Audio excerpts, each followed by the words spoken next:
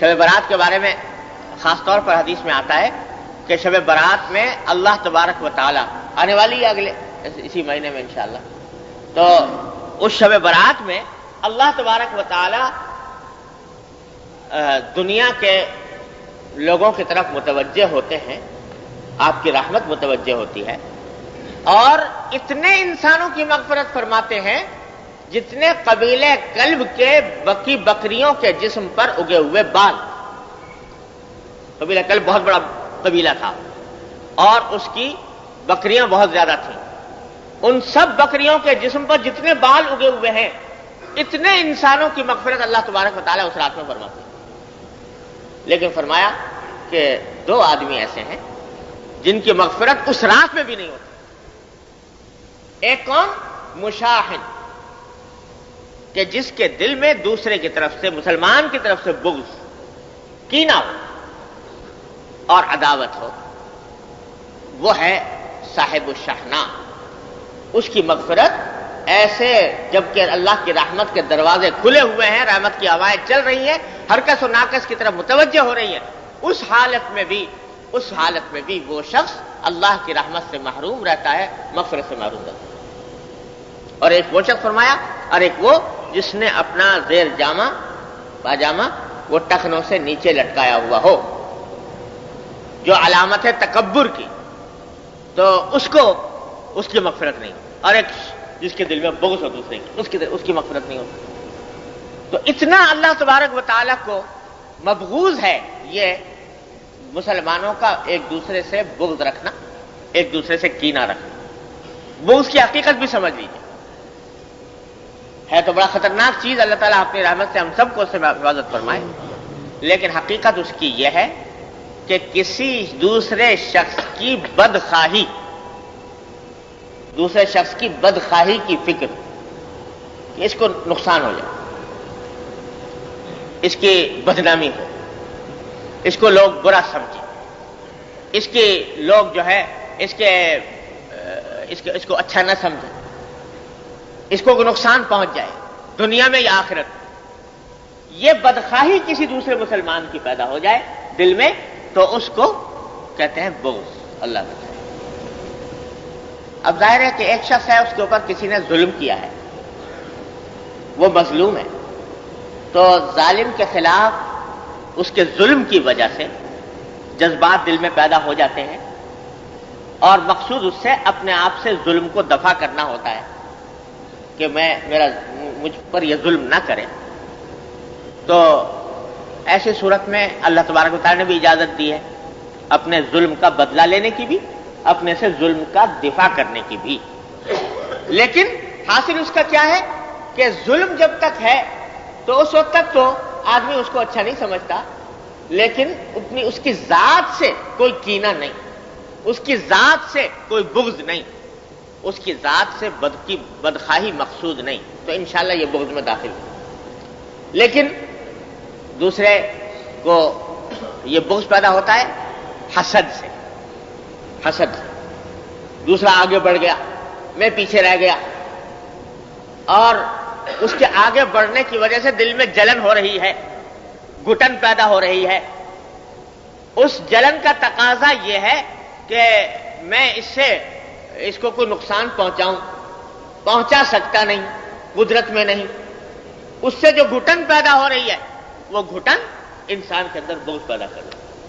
لہذا اس بغض سے بچنے کا پہلا زینہ یہ ہے کہ حسد کو ختم کریں، حسد کو دور کریں۔ وہ پہلی سیڑھی ہے بغض کی۔ اور کس طرح ختم کرے،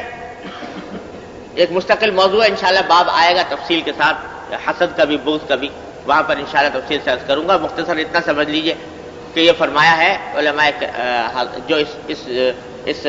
فن کے ماہرین جاننے والے ہیں، انہوں نے فرمایا کہ اگر کسی شخص کے بارے میں دل میں یہ خیال پیدا ہو جائے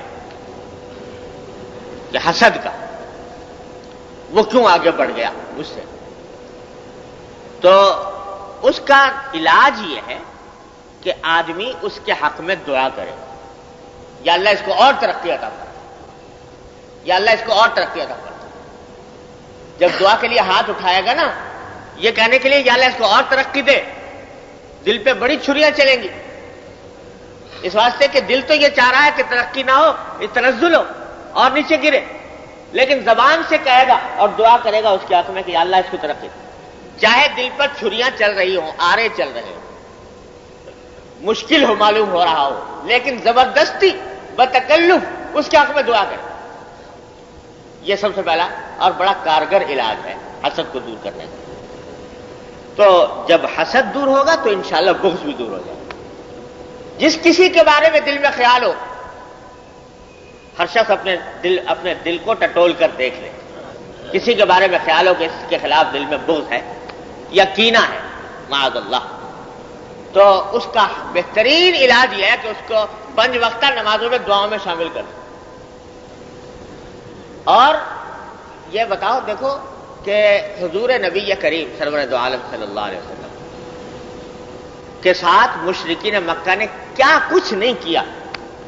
تکلیف پہنچانے میں، ظلم کرنے میں، حضور کے ساتھ، حضور کے صحابہ کرام کے ساتھ، یہاں تک کہ جان کے لالے پڑ گئے، خون کے پیاسے ہو گئے، انعام نکال دیے کہ جو پکڑ کے لائے گا اس کو 100 اونٹ ملے گا وغیرہ وغیرہ۔ لیکن جب سامنے آئے غزوہ احد کے موقع پر ان لوگوں نے نبی کریم صلی اللہ علیہ وسلم پر تیروں کی بارش کی، یہاں تک کہ چہرہ انور زخمی ہوا، دندان مبارک شہید ہوا۔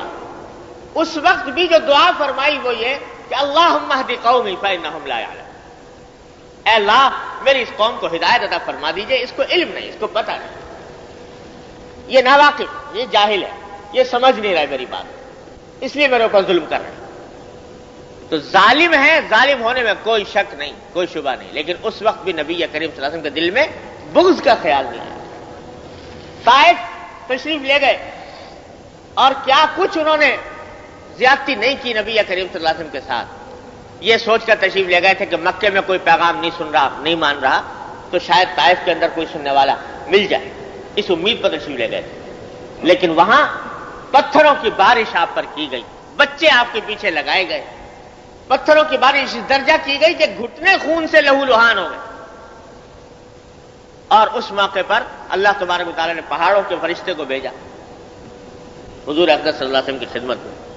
یا رسول اللہ اگر آپ حکم فرمائیں تو یہ طائف کی پوری بستی یہ 2 پہاڑوں کے درمیان واقع ہے، اگر آپ حکم دیں تو ان دونوں پہاڑوں کو ملا دیا جائے، اس طرح کہ اس قوم کا نام و نشان مٹ جائے جس نے اپنے نبی کے ساتھ یہ سلوک کیا۔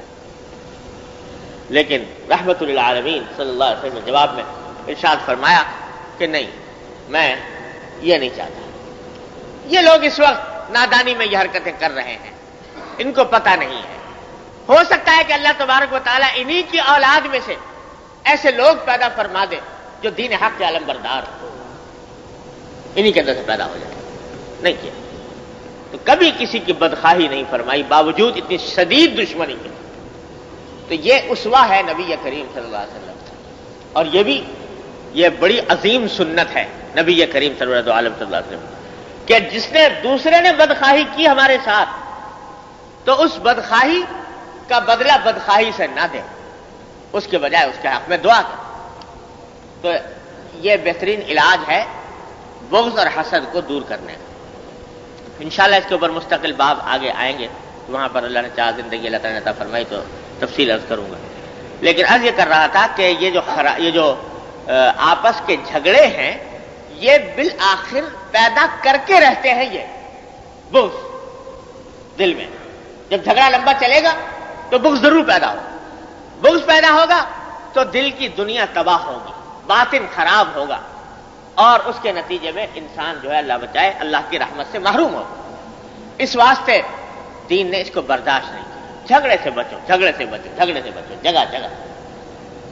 حضرت یہاں تک کہ امام مالک رحمۃ اللہ علیہ فرماتے ہیں ایک جھگڑا تو ہوتا ہے نا ہاتھا پائی والا یا جسمانی قسم کا، ایک ہوتا ہے جھگڑا پڑھے لکھوں کا، پڑھے لکھوں کا، عالموں کا۔ وہ کیا؟ وہ ہوتا ہے بحث مباحثہ، بحث مباحثہ ہو رہا ہے، اور ادھر سے سوال ادھر سے جواب، ادھر سے دلیل ادھر سے اس کا توڑ، یہ مناظرہ اور مجادلہ اور مباحثہ، اس کو بھی بزرگوں نے کبھی پسند نہیں کیا، اس واسطے کہ اس سے بھی باطن کا نور جاتا رہتا ہے۔ حضرت امام مالک ابن انس رحمۃ اللہ علیہ، امام مالک نام آپ سب حضرات نے سنا ہوگا، ائمہ اربعہ میں سے 4 اماموں میں سے بڑے امام، مدینہ طیبہ کے محدث، امام دار الہجرہ، وہ فرماتے ہیں کہ المراء یذہب بنور العلم، یہ مرا یعنی علمی جھگڑے، علمی مباحثے، وہ علم کے نور کو زائل کر دیتے ہیں، علم کا نور باقی نہیں رہتا ان جھگڑوں کے نتیجے میں۔ ایک تو ہوتا ہے مذاکرہ، کہ ایک عالم نے دوسرے عالم سے ایک مسئلہ بیان کیا، دوسرے نے اس کے اوپر کوئی کہا کہ بھئی اس میں فلاں اشکال ہے، بیٹھ کر آپس میں فہم و تفہیم سے باتیں کر رہے ہیں، وہ تو بڑی اچھی چیز ہے۔ لیکن یہ بحث و مباحثہ کہ اس کا اشتہار اس کے خلاف شائع ہو رہا ہے، اس کا اشتہار اس کے خلاف شائع ہو رہا ہے، اس کا بیان اس کے خلاف جا رہا ہے، اس کا بیان اس کے خلاف آ رہا ہے،